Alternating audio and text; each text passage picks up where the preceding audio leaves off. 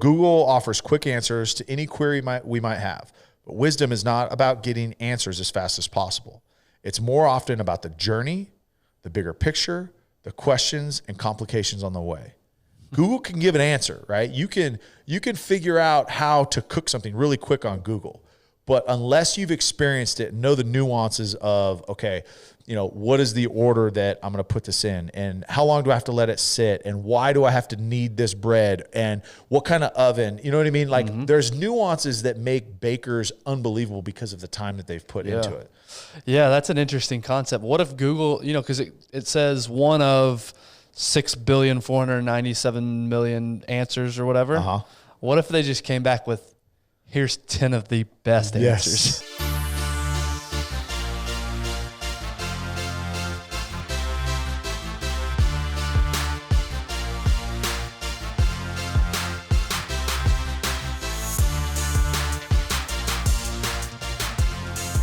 Ty, I got a question for you. Shoot. What happened to COVID? Well, the second rush across the Ukrainian border, COVID disappeared. Seriously. I mean, in the last 3 weeks, I even went and Googled it the other day. Like, what is going on? Yeah, it hasn't been a news story in like 6 weeks. It's been radio silence. Yeah. I did everywhere. See do you even know President anybody? Obama just contracted it. I saw that. Oh, really? I saw that come through. I don't know anybody personally who has it right now. I mean, 3 months ago, everybody had it. I know. Remember, it was another one like in January. It was like, oh my gosh, here we go again. Right. And then it was gone. Now it's nobody I know has it, and I haven't heard anything on the news in 2 weeks. Yeah. It's like it just all of a sudden. Yeah, it's really interesting. Vanished. Well, and again, hopefully, here's what I hope is I hope that cases are down and people are not being affected by it. I hope it's not just a result of who we are as a culture and we've just moved on from it so that people aren't just suffering in silence. Like, I hope that's not the case. I really do hope that numbers are down. And again, I don't want to get into the whole like overblown, whatever conversation. But I really, truly hope people are healthy. And this is something that is beginning to be in our rearview mirror. Yeah, I hope so too. And I mean, because all of a sudden it's not important anymore. And I get it. There's bigger fish to fry. But to your point, hopefully it's because we're on a backside and it is actually truly getting better. Yeah. But that's neither here nor there, I guess. I guess we got other things to discuss. Yes. But I was just curious because I haven't heard about it in a while. I know. Yeah. And like I said, I saw that Obama just got it. So it's still around. But I just think severity wise, we're not seeing the deaths. We're not seeing, people being on ventilators. Like my father-in-law, for example, he was in the hospital, for like 4 weeks in January and February, and he had it, and he had a collapsed lung, and he had pneumonia, and he had it, but the COVID didn't affect him at all, right? It was asymptomatic, but he had it, but it was the collapsed lung that was the issues. And once they went in and had surgery, and it's just interesting because there was still a case where doctors were making it, it's COVID because he had pneumonia, and it had COVID pneumonia. It's like, no, he's actually had these symptoms for like 6 weeks, and that's why he's at where he's at, and you can't have COVID for 6 weeks. So no. Interesting. So it's just interesting, man. It's just interesting, and again, he had the surgery, and man, recovery was great, and he's doing awesome, but. Yeah. Well, to celebrate, hopefully, reduce cases. Yes. And getting back out there, there's a great place. Yes. Called Choctaw Casino Resort that you can head north to. Yes. Now that COVID is on the wane. Well, here's the deal: is if you can be in LA in SoFi Stadium with 75,000 people. You saying I can be in a casino in Darren, Oklahoma? And guess what? SoFi Stadium doesn't have the ventilation system that Choctaw Casino and Resorts has in their gaming floors. You're exactly right. But for real, honestly, short drive up 75. You hear us saying it all the time. You need to get up there. Look, the weather's starting to turn. Pool season is on the near horizon. Hopefully you're doing your 75 hard like we are right now to get ready for pool season. Ben is on his last couple days. We've already talked about his celebratory meal. I've only got a short 60 days left. But hey, we're getting closer. But man, honestly, getting up there, and whether it's pools, whether it's a concert, whether it's movies, whether it's gaming, whether it's one of the 8 restaurants on the property, I mean, there is endless things to do. So get up there and just go have a blast. Yep, absolutely. So get yourself to Choctaw Casino and Resort. They're always giving away cash. Yes. It's guaranteed to be a good time. Restaurants, all that good stuff. So get yourself up there. And then also our second partner that we want to thank is Sleep Number. Yep. So I've got a client, and he is building a house, and there's all this drama with his, not drama, but just delays. I think he's like 7 months behind when it was supposed to be done. And he's like literally like they're in an apartment, and he has a Sleep Number bed, and he got it before I had this conversation with him. And I just made it worse for him because he's like, yeah, no, we got the bed, and we saw all the stuff, the science and data behind it. And we're like, yeah, you know what? It's time to invest in a good bed. We've been on a college mattress forever, he and his wife. And I said, so you have it? He's like, no, man, we don't want to ship it to our apartment and then move it. It's kind of it's a whole thing. And I walked him through literally how I felt honestly, the last 2 weeks. So combination of like good diet, a lot of rest, a lot of water, and then the Sleep Number. I was like, dude, my recovery, like on my Whoop, is through the roof. Oh, that's awesome. Like I think I'm averaging like 88 recovery every single night, which I was like in the 40s and the 30s. And then I got the Sleep Number bed, and my numbers immediately went up, but now it's like through the roof. And I was telling him, I was like, dude, you have to get on one of these beds. It's the best thing that you'll ever do. Yeah, what I love is we're getting more and more listeners reaching out to us. Hey, heard you guys talking about Sleep Number, decided to make the leap. You will not be disappointed. So get yourself to sleepnumber.com or to a local Sleep Number store. You will not be disappointed. And you know what's crazy about it is I feel like, and it's a 360 smart bed is the one that we both have, right? And what's crazy is I feel like this thing is still learning me. Like it just depends. Like if I've got my bed set up a little bit, it knows that, okay, hey, I'm going to be on my back. So it keeps a certain level of firmness. If I drop it down flat, that's when I'm like, I feel like I'm going to be sleeping on my side. And then it softens, and oh my gosh, it literally is learning me more and more. That pressure point thing. Yes. Every night I lay down, I turn to my left side, and I can just feel the bed right where my shoulder is. I can feel it collapsing a little bit to make up for that pressure. So it truly is crazy and wild what their technology is. So go get yourself a Sleep Number bed and thank us later. Yes. But on to today's topic. Yeah. And I'm going to let you take over from here. Yeah. What we're talking about today. Yeah, you can just go ahead and go to the restroom or something. Do whatever you got to do. What is a monologue? I'm going to go get up on my soapbox for a little bit. No. So here's the thing, man. And you and I have had this conversation quite a bit, and we've kind of dabbled a little bit over our 2 years, doing this show. But my church is going through this series about wisdom, right? And the book in the Bible that really focuses on wisdom is Proverbs. And so it was just one of those things that kind of sparked some questions for me, like, okay, why as a culture are we so unwise? Because think about how hard it is to have a conversation with someone that literally through experience, through time, and then through like, okay, I'm going to think through, and then after asking a question, provides a response that is well thought out, that is logical. Like you don't get those anymore, right? It's all reactionary. And, and even you look at like on a political stage, right? There's not much logic used, from my perspective at least, as far as logic and wisdom used to make very big decisions. Whether it comes to elections or whether it comes to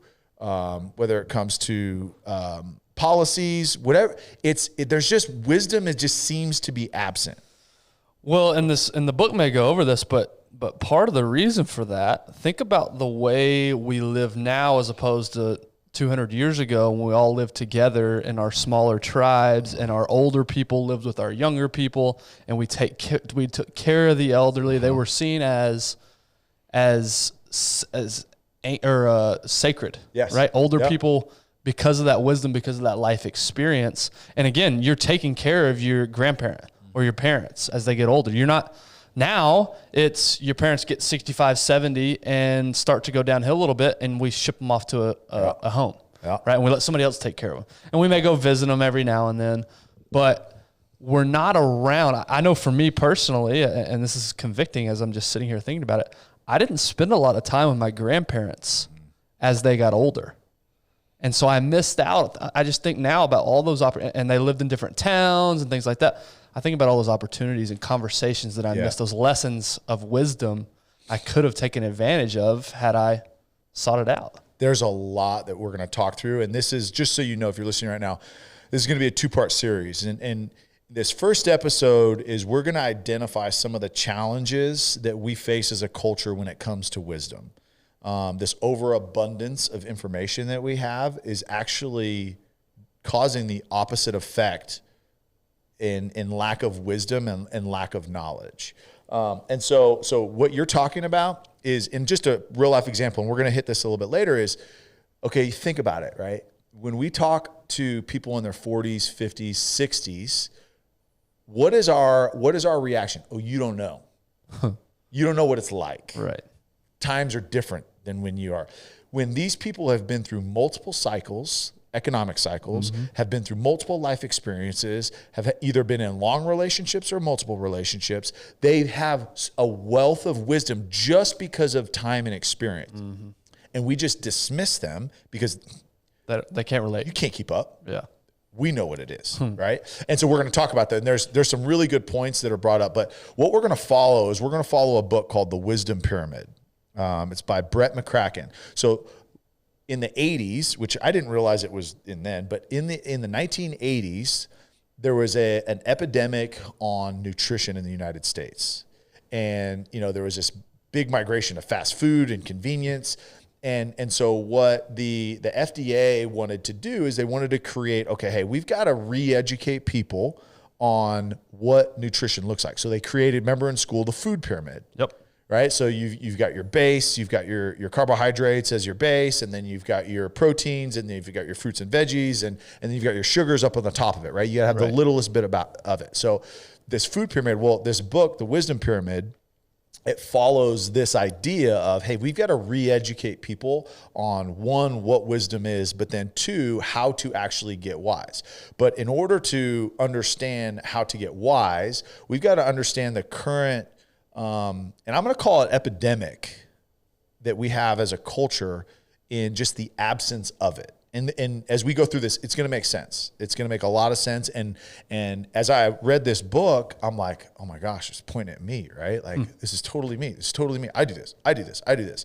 So I want to start out, and just as a quick warning, when we've done these book studies, Ben has read little snippets. There's going to be quite a few that I'm going to read. They're short, but it's because they can say it better than us. The author's just way smarter than me. So let's just leave it at that. Right, exactly. So the intro to the book is, the title is An Unwise Age. And here's how the book starts out. It says, our world has more and more information, but less and less wisdom. More data, less clarity. More stimulation, less synthesis. More distraction, less stillness. More pontification, less pondering. More opinion, less research. More speaking, less listening. More to look at, less to see. More amusements, less joy.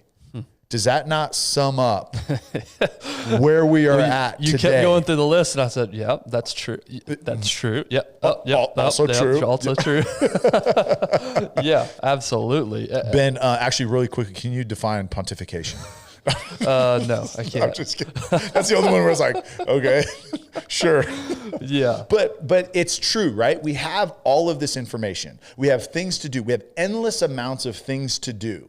And you think about when we were kids, it was like, all right, go outside and play, ride your bike, go play at the park. That was it. Like, those are the only things that you could do. Right. And every once in a while you'd go to like the public pool, or if you were lucky enough to have a friend that had a pool, great, go swim there. But how much more fulfilling was that time? Now it was simpler ages, and we didn't have the complexities that you have as an adult. But I just think about back then. Nowadays, our kids have endless things to do. Like, it is a parent's job now to entertain your kids.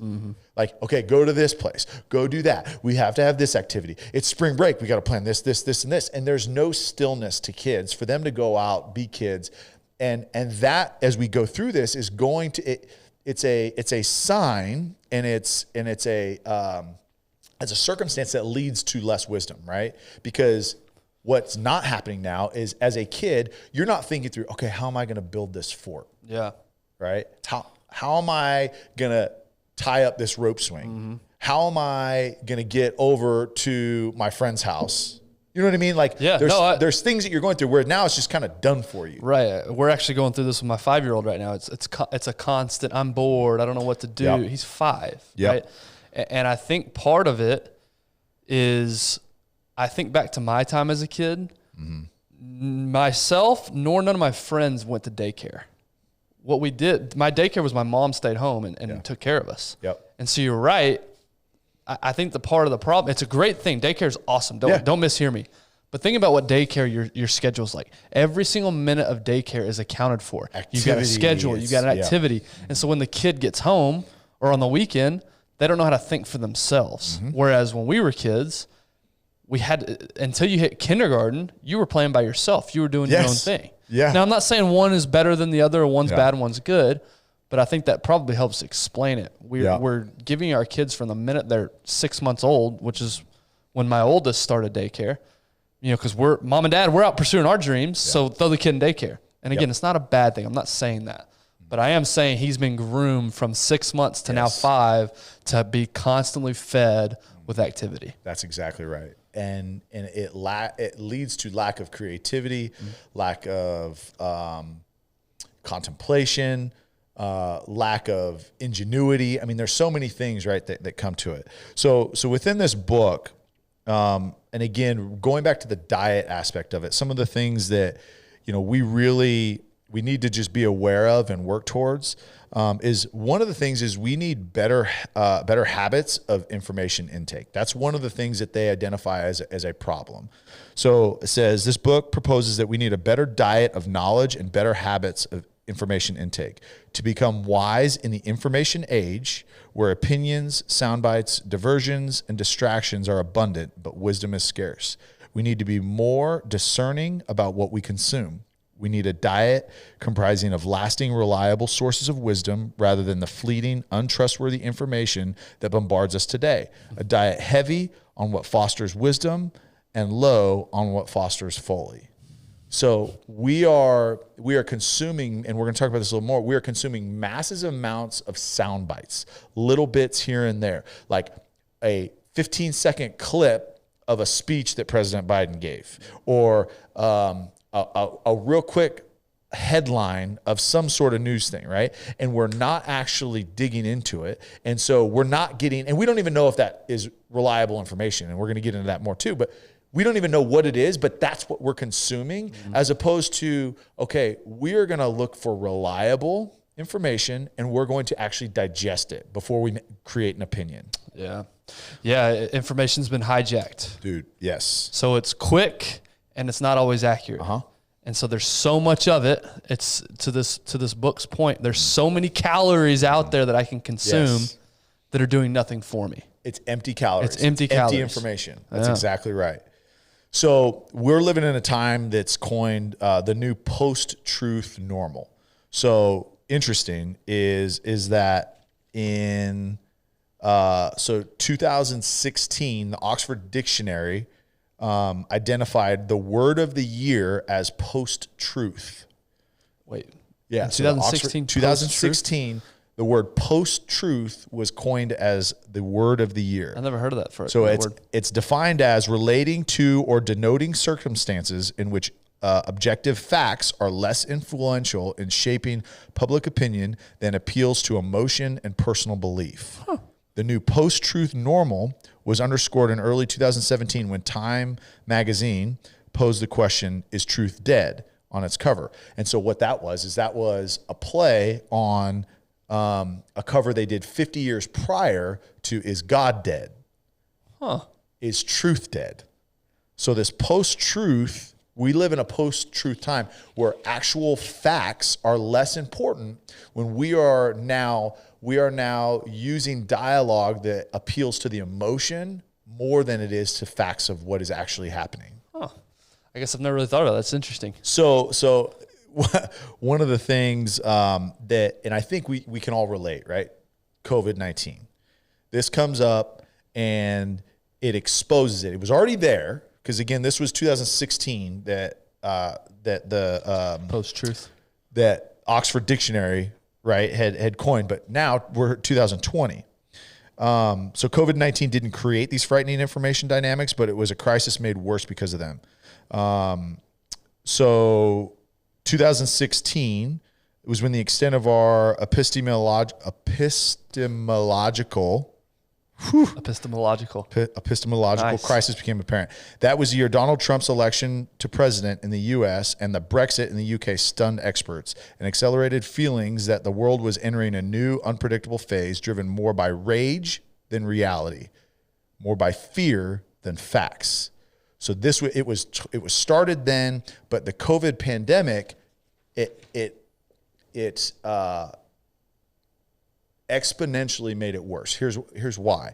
Is during the pandemic, everything is now just thrown out there. Mm-hmm. It doesn't matter about what the actual facts are because we didn't have facts for a long time, right?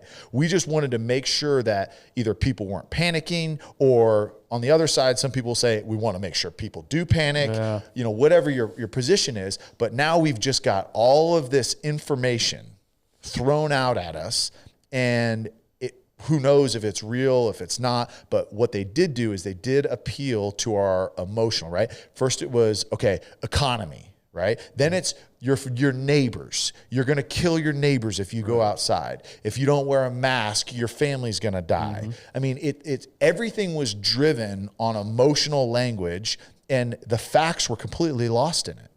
And we look back on it, right? And the whole Joe Rogan scenario is that all the things that were said that were true, looking back on it, were deemed as misinformation. Mm-hmm. Were deemed as domestic terrorists. Mm-hmm. I mean, all of these things, because again, they're appealing to emotions and they're trying to get their agenda in. So instead of what the actual truth is, they didn't care about that. They had something in mind on where they wanted to go, and if your facts didn't align with that, then it's bad information. Yeah, that's another word that I'd never heard of before this pandemic was misinformation. Mm-hmm. Now, that word's been worn out now at this point. Yep. But it was never used really before then. Mm-hmm. So that's interesting. So there's 3 habits that that we're going to talk about really in this episode that I think are very easy to digest, no pun intended, because all of these are going to be kind of diet related, right? Yeah. But there's 3 habits when it comes to information and food that make us sick. The first is information gluttony. The second is perpetual novelty. So again, what that is that's, eating too fast. So you're always moving to the next thing. So you're eating too fast. I'm going to eat this and I'm going to eat that. And then the last is eating only what tastes good to us. Is there something wrong with that? I eat super fast. But again, so you look at, eating too much. So it's the problem of limitless space, whereas physical stores and communities are bound by limitation. A supermarket can only stock so many brands of coffee, and a family only has so many opinions about what to cook on Thanksgiving. The internet does not have any of those limitations. So think when it comes to food, right? We're limited to a grocery store on what we can get and what we can do with, that's all we can do and that's all we can consume. But now with the information age, it's like for Thanksgiving, what am I going to cook? I can do a fried turkey. I can do a smoked turkey. I can do a turducken. There's endless things that you can do. And we have so much information that it's really causing harm to us. Let me see here. So limitless space nature of online media has also created a situation where news channels must find content to fill 24 hours a day, 7 days a week, resulting in diminishment of what qualifies as newsworthy. Filming an hour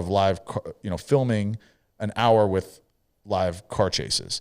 On the web, not only is there the expectation of daily, fresh, breaking news content, but there's a fierce competition for clicks. Desperate to stand out, websites are motivated to using incendiary headlines and other tricks to collect coveted clicks by any means necessary.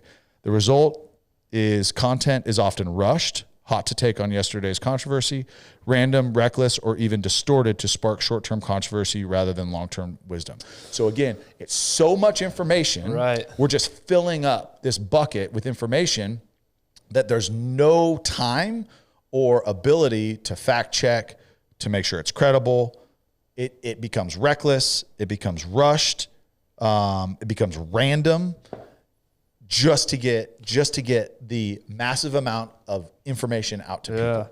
Yeah, a couple things come to mind. I can remember growing up vividly, coming home from school, playing, doing all that.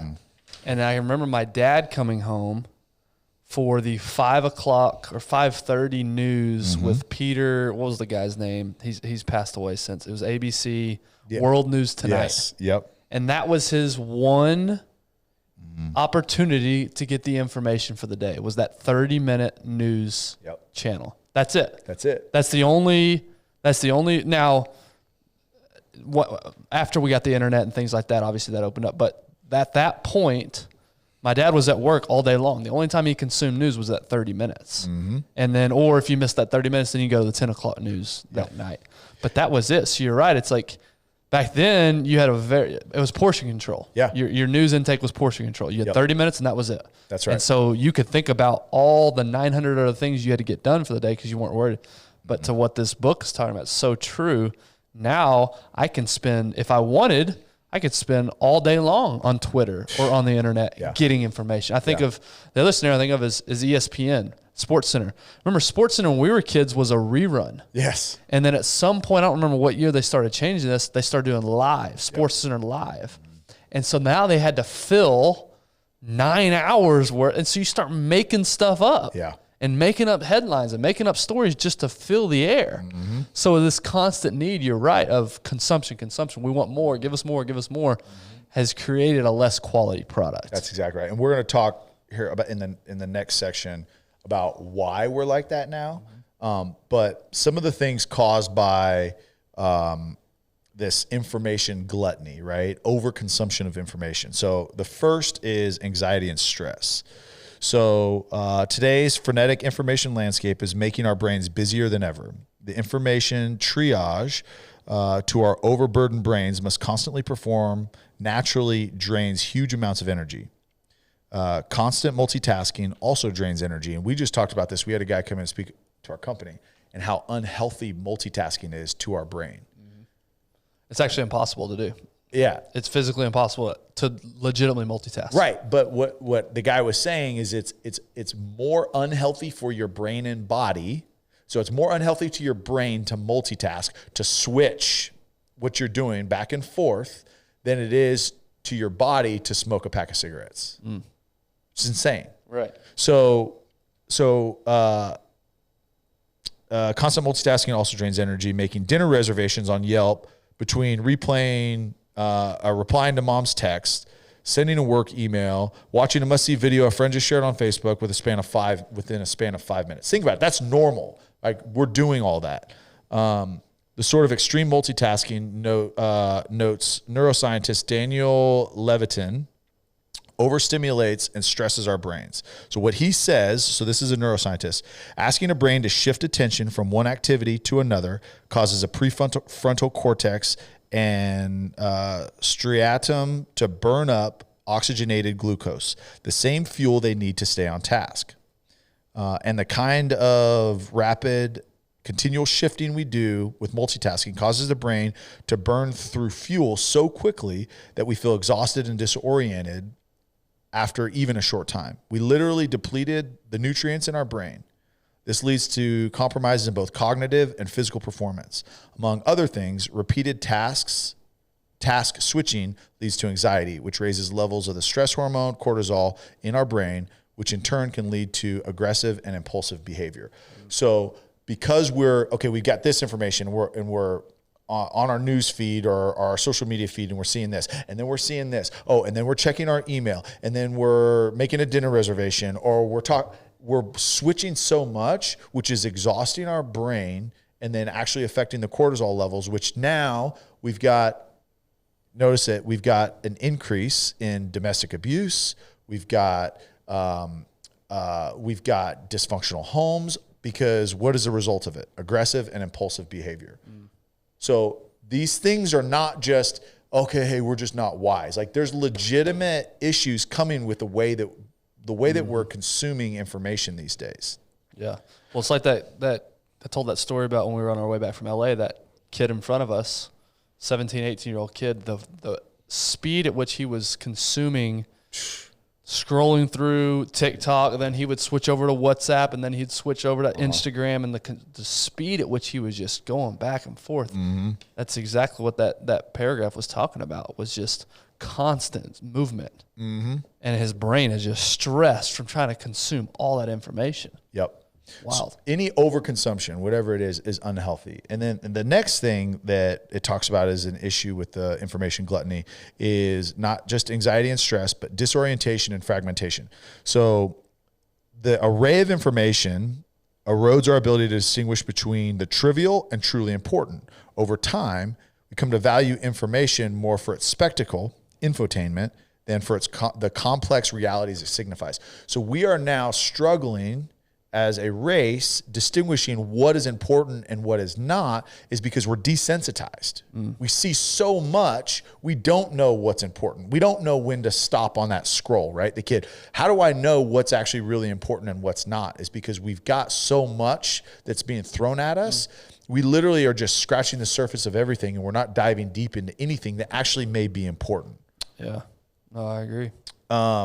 So we're getting things, and then we're also, the other thing too, is fragmentation. So the constant hum of our information feeds fragments of our lives. Instead of being present with our families, we are present with the hordes demanding our attention on email, text, WhatsApp, Messenger, and whatever communication platform you use, instead of being present in the places we live. So now, because of our addiction, right, when we become a glutton for something, we want more and more and more. And we need to satisfy that need. Now, what is that doing? We talk about it all the time, being present at home, putting that phone down, not replying to the email, not taking that call, whatever it may be. Is now our lives are being fragmented. We may be in one place physically, but we are not there. We are not there mentally. Right.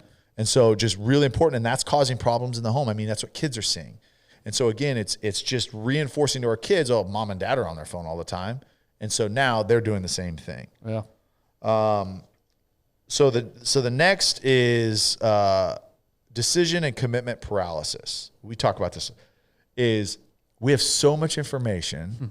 We have no idea. We just keep consuming because we're going to be the experts on it. We're going to be, and we don't ever actually take the step to start it. Right. I think back in the day when it was like, hey, I'm going to be a farmer. Guess what? I'm going to go get a loan. I'm going to go get some land, and I'm going to start farming. That was it. And I'm going to figure it out.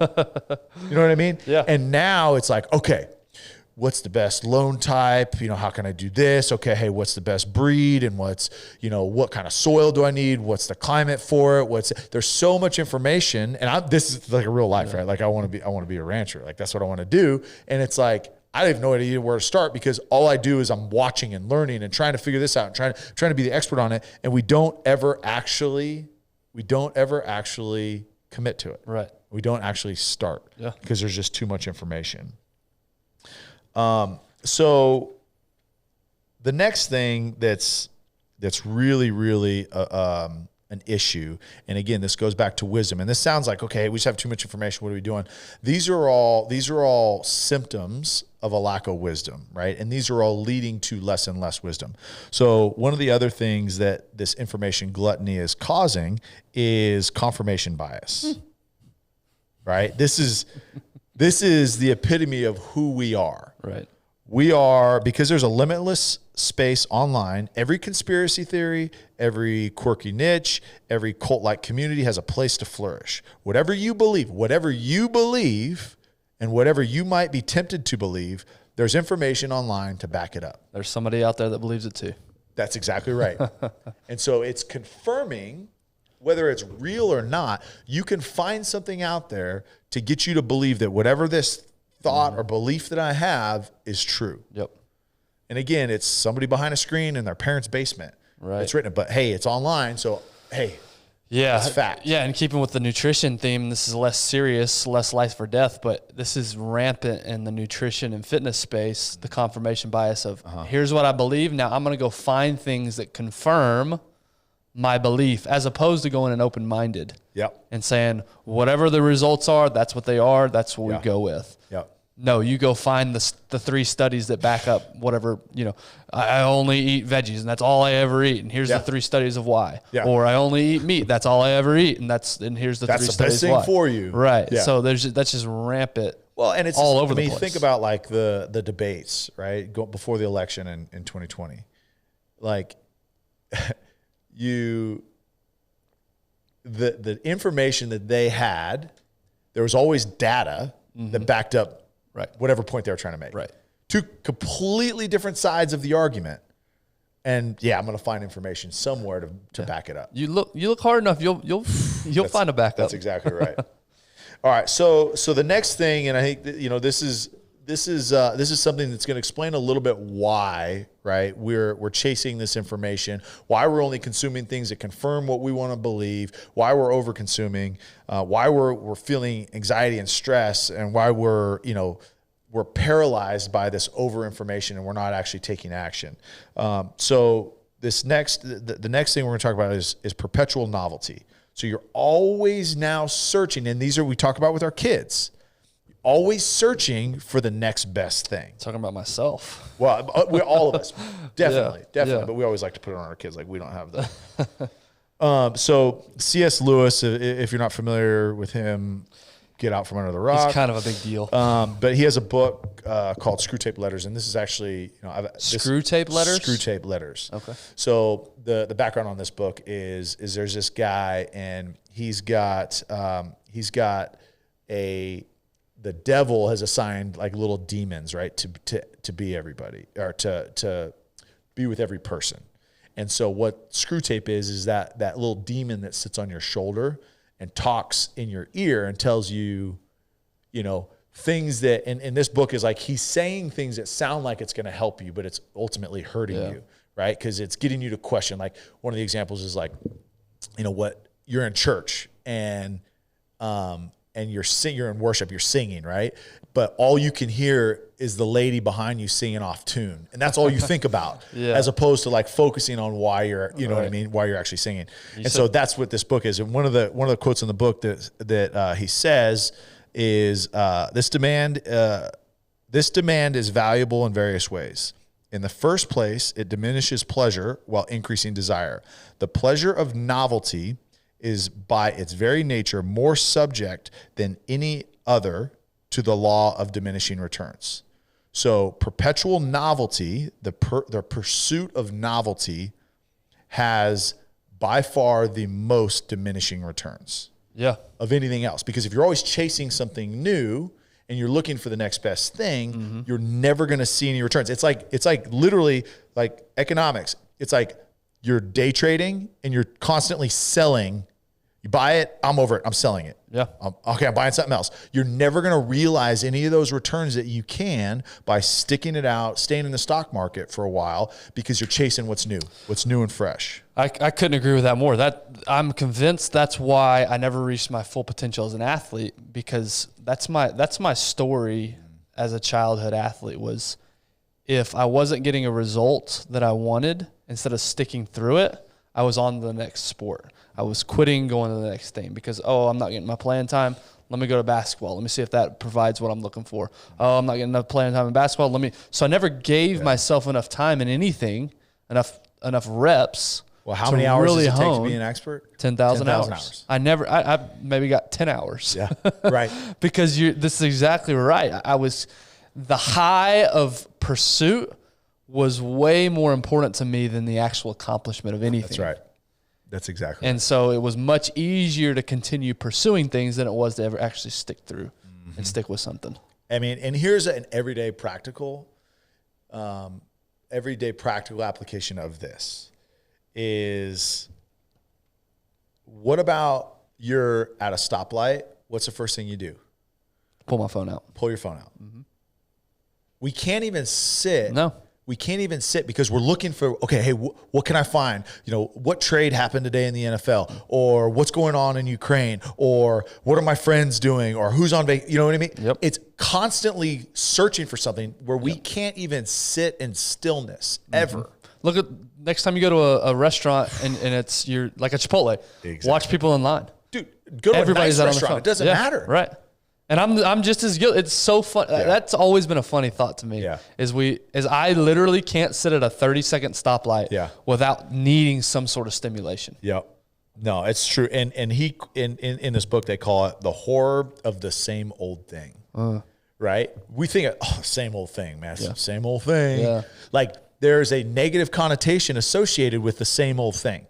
You know what? The same old thing is good. Because you're starting to master that old thing. Yeah. Oh, right? So true, man. So true. That's one thing. So the other thing they talk about is just our changing brains. So how we are changing is our overstimulated brains are becoming weaker, less critical, and more gullible at a time in history when we need them to be sharper than ever. So we are duller, less critical, and more gullible more than ever in a time that is more complex and scary. How ironic is that? Isn't that We're crazy? getting dumber yet in a time, like you said, when we need to be sharp and on top of our game. Because again, and we're going to talk about this here in just a second, is we are just scratching the surface on knowledge. Nobody's taking a deep dive. So one of the things that, as I think about wisdom, that is a trait that like is really easy to identify is when someone is slow to answer a question. And it's awkward sometimes. Yeah. Like there's a handful of people like in, commercial real estate industry that like you'll ask a question to, and there's like a 5-10 second pause. And you're like, okay, this is awkward. What does he not know? I mean, you just give me an answer. Come on, talk. This is awkward. I don't like the silence. But what they're doing is they're actually contemplating, they're recalling on their experience, they're recalling on knowledge that they have, as opposed to just getting an answer. Blurring it out. Yeah. So we as a culture are quick to give answers, and instead we need to be slow on reflection. So in here they talk about, so Google offers quick answers to any query we might have, but wisdom is not about getting answers as fast as possible.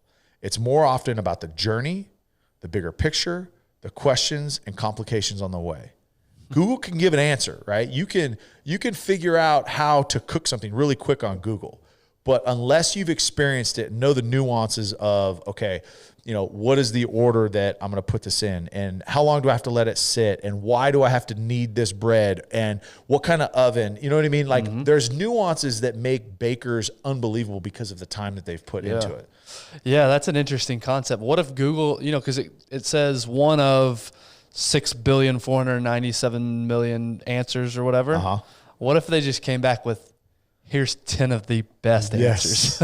I know. That would be wild. But it's hard because then Google decides it for you. Exactly. Yeah, no, it's not practical, That's but it is just an interesting thought of they're going to give you literally 6 billion answers quickly as opposed to a few good answers. Yeah. So this is really good about the quick answers instead of slow reflection.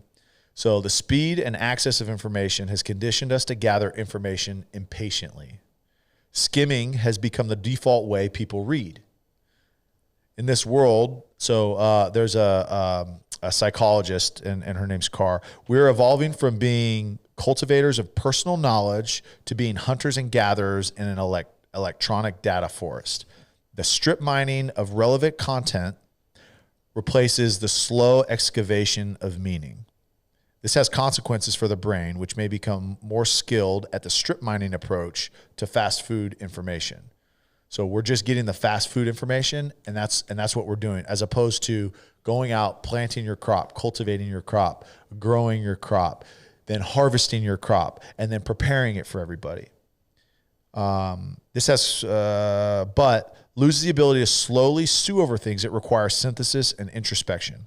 We move quickly from thing to thing, but fail to see how things connect.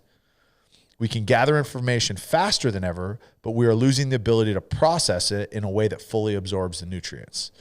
So we have access to it. We can get the information, but we are so fast and impatient. We're not digging into the information and actually processing it. We're reading, think about it.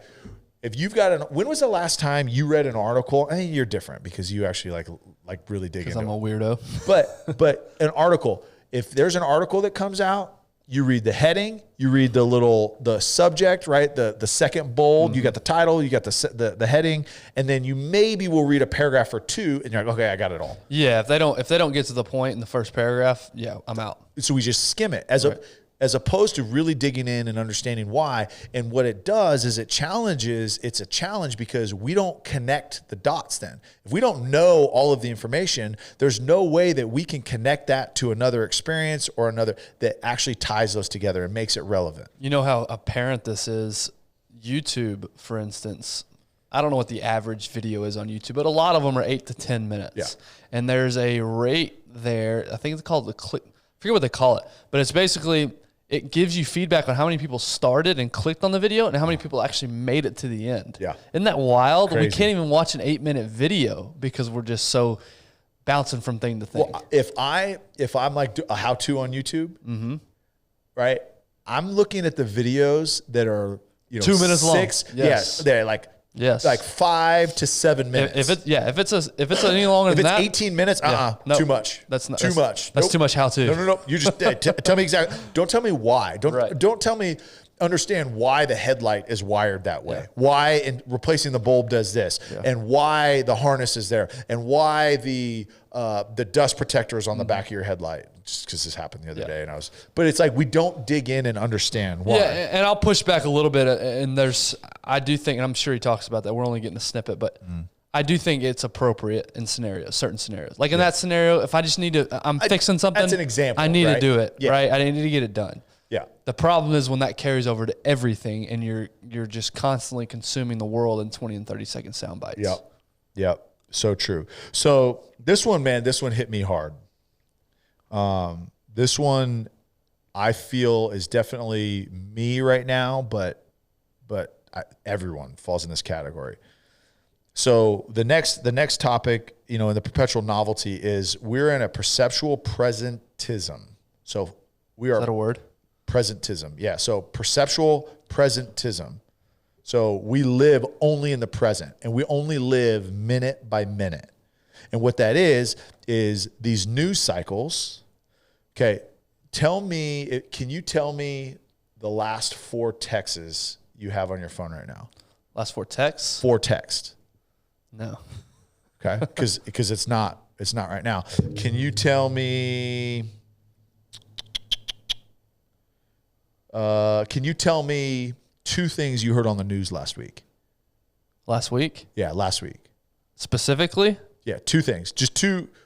Walk me through 2 stories outside of Russia and Ukraine. No. Can't. Because it doesn't affect us in the moment right now, right?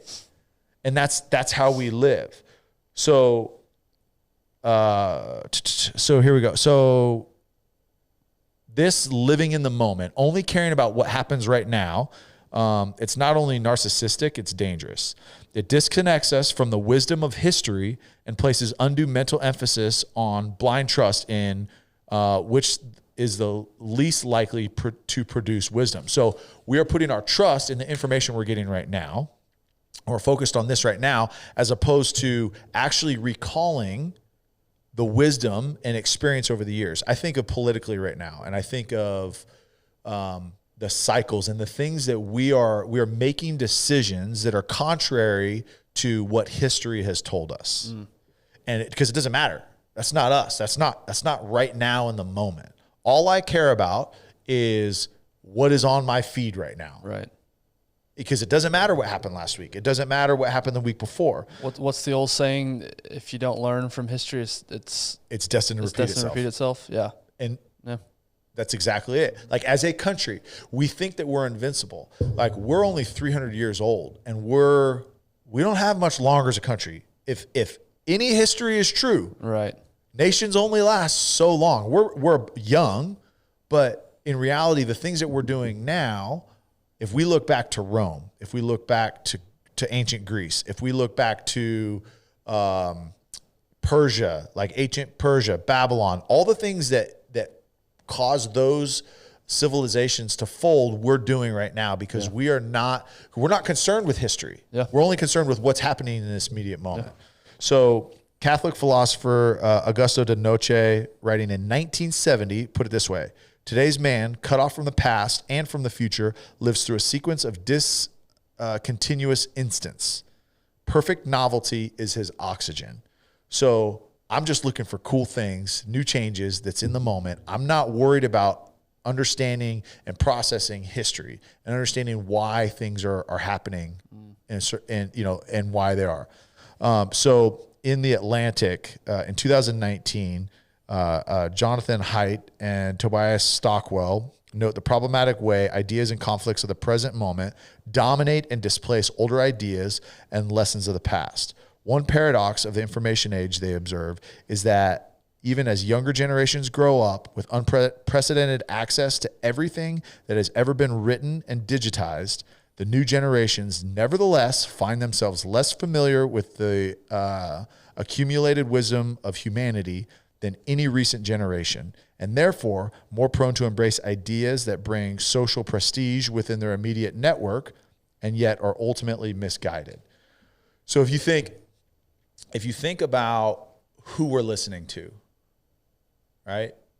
What is the term on social media if you people are tuning in and listening to the information that you give out? Influencer. You're an influencer. Mm-hmm.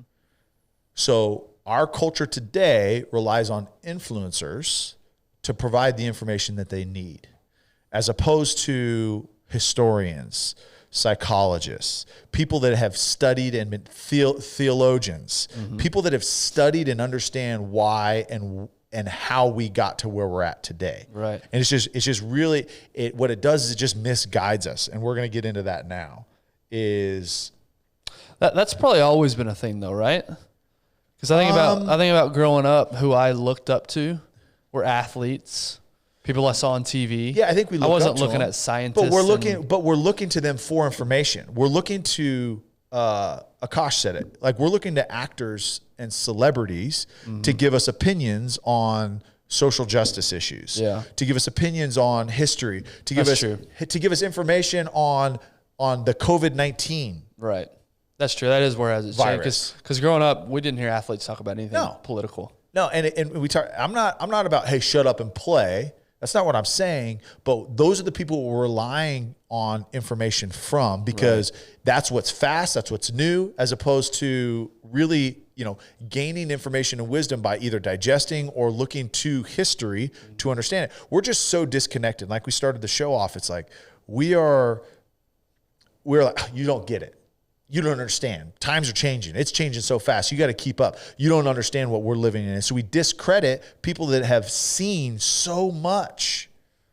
And I do this. There's an incredible man that works in our office. Incredible man.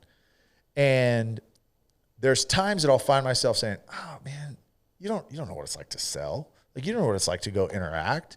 And he's been through it all. He's been through the 80s downturn in Dallas. He's been through the 2008 crash. He's been through those things. And it's like, oh, just because you've been in the industry so long, you just don't know. You don't know what it's like today. It's changed. Yeah, times have changed. No, like it's so lost. And so the last thing that we'll do, and again, I know this is kind of a down negative episode. We're going to build it back up next week.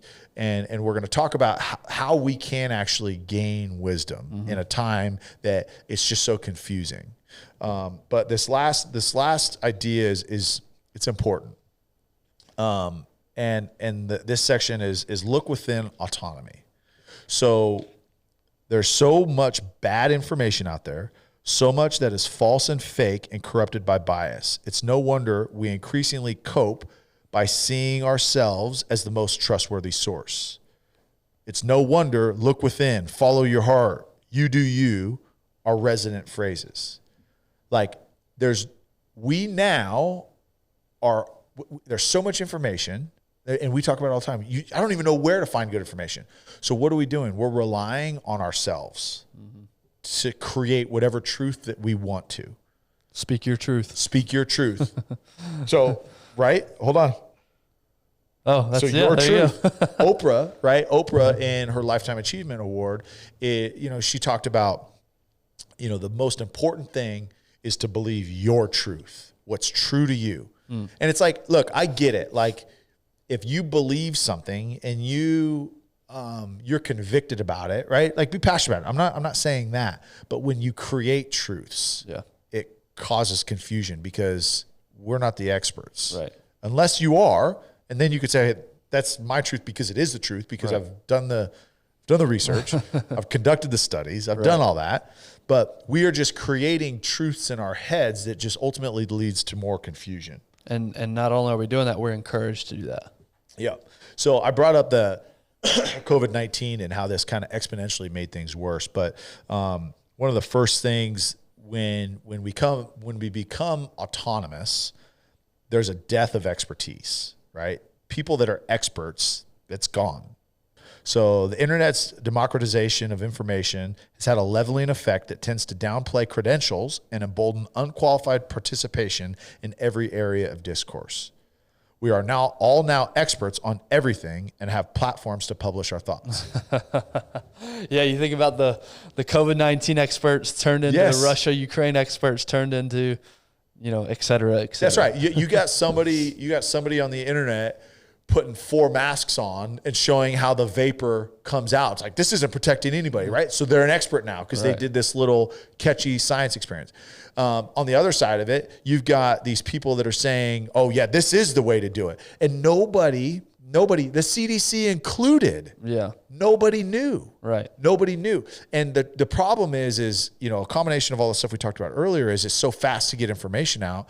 Like the experts, the actual science behind it is getting lost. Like we just want to give answers as opposed to finding answers. Yeah, and they're not. There's a lack of humility in the expertise as well. Yep. It's I have to know the answer. I have to have it right from the beginning and always. Yep. And you have to listen to me because of who I am. Yep.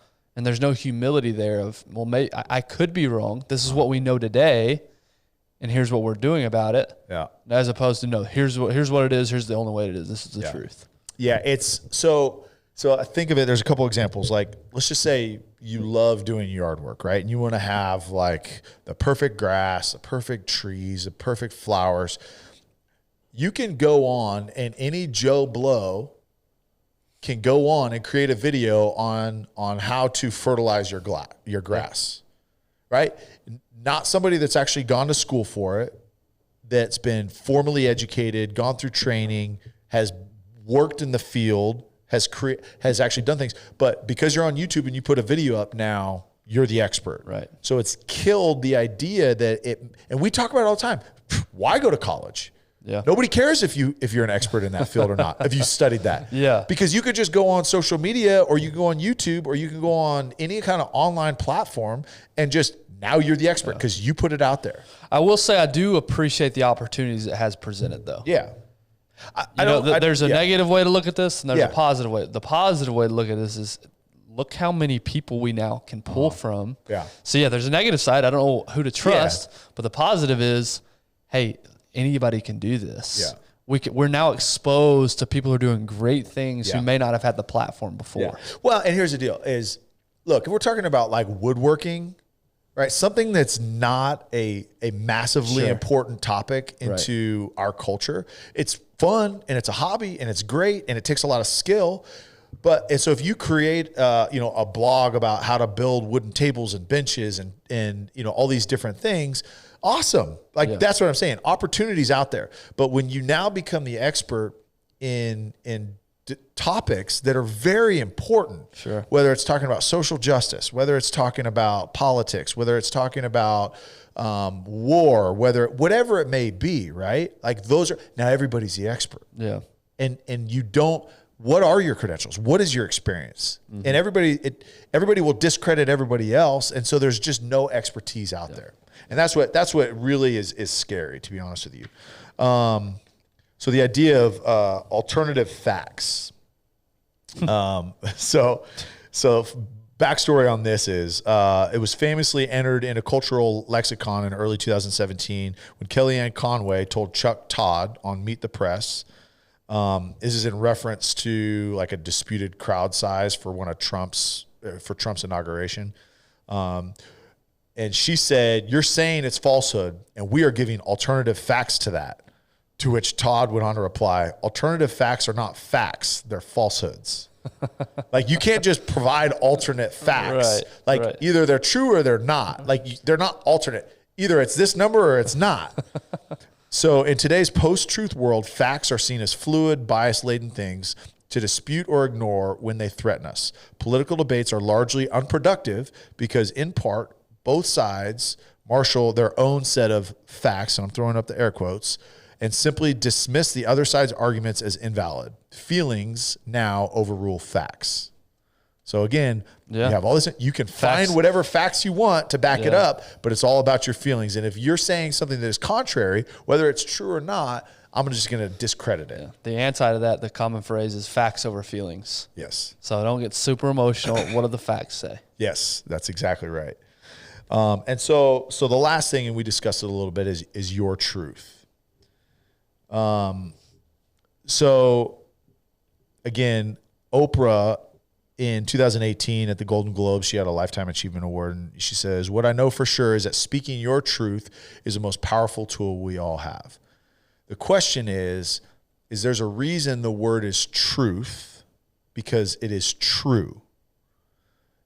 We create things in our mind that is our own truth that may not be true. We just feel it. Like, and we're going through this gender identity crisis, right? In Dallas, did you hear this story? I don't know. So there's a student in Dallas, and I may be repeating things that are false, but this was reported, and a student is suing the school district because they're not putting litter boxes in the bathrooms because this student identifies as a cat. And they're not accommodating. What? That, again, I have not heard of that. Is their truth, is that they are a cat. Yeah. Wow. So again, we're creating truths, and I'm not discrediting. I'm not even gonna go there. That's wisdom, Tyler. Yeah, just don't go there. I'm not gonna talk. I'm just gonna be silent. So what this does, your truth also puts an incredible self-justifying burden on the individual. So not only are we just creating things that may not be true, but they're true, or we want them to be true in our head, there's some negative things that go with this.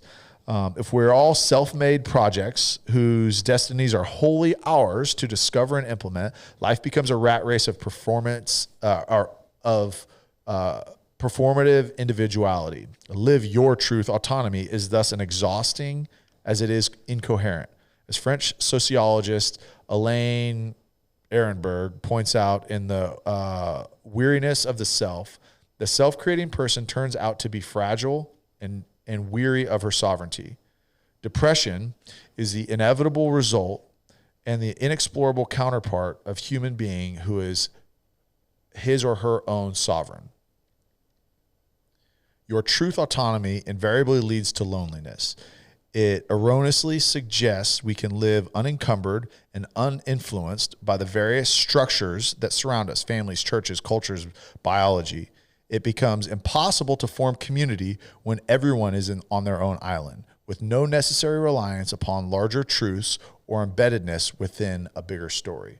So when we're creating our own island, because that's our truth, and we live on that island by ourselves, it ultimately leads to loneliness. It leads to depression, because we then are not able to connect with other people because we don't have that community that are surrounded by the similar truths out there. Yeah, it's just another example of seeking comfort. Yeah, it's much easier for me to believe this, my truth, than it is to either be proved wrong or believe something else that's more uncomfortable. Yeah. So it's just another way we seek comfort. Yeah. Is the way I see that. And it's, again, when you burden yourself with all that weight and you are responsible solely for proving that truth right to everybody else, that's an exhausting task. Sure. And it's just a really hard way to live. And so this has really been kind of a negative episode, right? Yeah, dude, what's wrong with you? I know, it's a little depressing. But it's been negative, but we do have to identify the problem before we can start talking about the solution. Well, and what I keep thinking about this whole time is, and maybe you're going to read this, maybe you're going to say this, is yes, this is negative, and there's a lot of bad, and there's a lot of problems out there. But just think about it this way, or this is the way I keep it in perspective. This has been around for what, 10, 12 years? This information age, where we're just inundated, where everybody has a cell phone. We're coming up on 15, right? Okay, .com, like. Okay, that's fine. 15 years, but the cell phone. When was the iPhone? 2008. 2008, 2000. Okay, so to me, that's really when stuff really took off, because now it's in your pocket. So 2008, that is not that long that this information age has been around. And so I bring up that, yes, there's a lot of issues. We just went down a whole laundry list of problems that we're facing. But the exciting thing is, the optimist in me says, we haven't been facing this issue for very long. Give us a few years to figure this out. But the important thing is that people like us need to be having these conversations. We need to be teaching our children about this. But think about it. This is brand new to all of it. This is not, our parents didn't go through this. So they were never, we're having to figure this out real time. Every single issue that you just listed is stuff that we're having to figure out on the go. So now it's up to us as parents to raise a generation of kids who can handle this better. Then guess what they're going to do? They're going to turn around and raise a generation of kids that handle it. So eventually we're going to get better at this, is what the optimist in me would say. Well, I mean, think this about is all brand new. Where are we at in the cycle, right? We're at the, good times create weak men, weak men create. We're in the bad time. We're in the weak men on the verge of bad times. As long as we don't nuke each other and blow the whole world up, the cycle is we're going to be fine, but it takes conversations like this. It takes awareness. To realize that this is a problem. What do you do with problems? You figure out solutions. And that's the next step we need to take. I think the last few years we've started to recognize these as issues in the mental health aspect. So now what do we do about it? How do we adjust? How do we get better? And I think you just look at, Amazon bestseller book list. A lot of it is put the phone down, be present, enjoy the beauty around you. Like, you see all these things on how to be less distracted, how to be less, and it's attacking. And I think everything is surrounding, right? That this is a tool that, although can be very useful, it can be very, very dangerous. And again, we're talking about wisdom, and we're talking about, and there's other things that as we go next week, we're going to talk about that pyramid, right? What your foundation needs to be. And as you build up, right? And where you get your information and wisdom from. And I'll say this is just a little teaser. Wisdom doesn't come overnight. It is completely counterintuitive to our culture, and we need to know it now. We need to have the information now. And that's not what wisdom is. Wisdom is built from failures. Wisdom is built from time. Wisdom is felt from success. Wisdom is built from heartbreak. Wisdom is built from all of those things, and you can't experience those things in 2 weeks. Can't experience those things in a year. It takes a lifetime to build wisdom. And so just be patient, right? Understand that, look, information is at the tip of our fingers constantly. Okay. But how are you choosing to digest it? What information are you then taking that you just skimmed through and then sending off to somebody else? Like I shared the kitty litter deal, right? Like, I don't know that whole story. But it was reported about, and I talked about it. So I apologize if that is an untrue story. But that is something that was I just saw, and I'm like, this is insanity. As scary as it is, it's exciting. Actually, think about this: we could have been born. You and I, David, anybody listening to this, could have been born at any other time in history. But we were born at this time. And think about how exciting it is that we're on the front end of this. And yes, there's a lot of suffering. I don't know, man. I watched 1883, and I wish I was born then. There's a lot of hardship and anxiety that comes with it. I get it. but we have way more opportunities than ever before. A 1950 millionaire would kill to have an iPhone. Yes. We have our poorest people have way more power than somebody in the 1950s who was a millionaire. Yeah. So yes, it's daunting, but how exciting is it that we have been chosen to be the ones that get to be the guinea pigs for this time, because our grandkids are going to be badasses with information and technology because of the way that we had to live through it. Yeah. Right. We're going to be considered, quote unquote, the hard men and women. How did you of society, do it? right? You had to wait for Amazon to come to your house. Just think about all the things that we get to live through right now. Yeah. That generations in the past would have killed for, number one. But number two, we get to be the guinea pigs. We get to set the tone and set the example if we approach it the right way. Yeah. And we get to raise up our kids in a way that handles this much better than we could have, because we're just winging it. That's right. We're figuring it out as we go. That's right. So, yes, it's daunting. Tyler freaking just pissed on all your dreams for the last hour. Sucked the life out of you. But understand, no, seriously, this was a great eye-opening, the book. I can't wait to dive into the book. Yeah. But that's what I think of coming out of that is, yes, there's a lot of problems, but we get to be part of the solution. That's How right. exciting is that? That's right. That's exactly right. Well, appreciate you, man. Appreciate everybody. Make sure to subscribe. Make sure to share anything that you hear of value, whether it's this episode, another episode. Just encourage you to share it with friends. Talk about it at your next dinner party. Do people still have dinner parties? No. Is that a thing? Okay. Just no. age myself. I think there's an app that you get together with friends on virtually. Yeah, virtually. What is it? Virtual happy hour? So true story is we went and saw The Dog, the new Channing Tatum movie where he has to transport he's an Army Ranger and one of his I haven't seen this. buddies. Yeah, it was pretty good. It's a kids movie? Definitely don't. Oh, okay. We did. Yeah, I was going to say, you went with your kids. Definitely shouldn't have. Definitely shouldn't have. But he's in Portland. He's driving from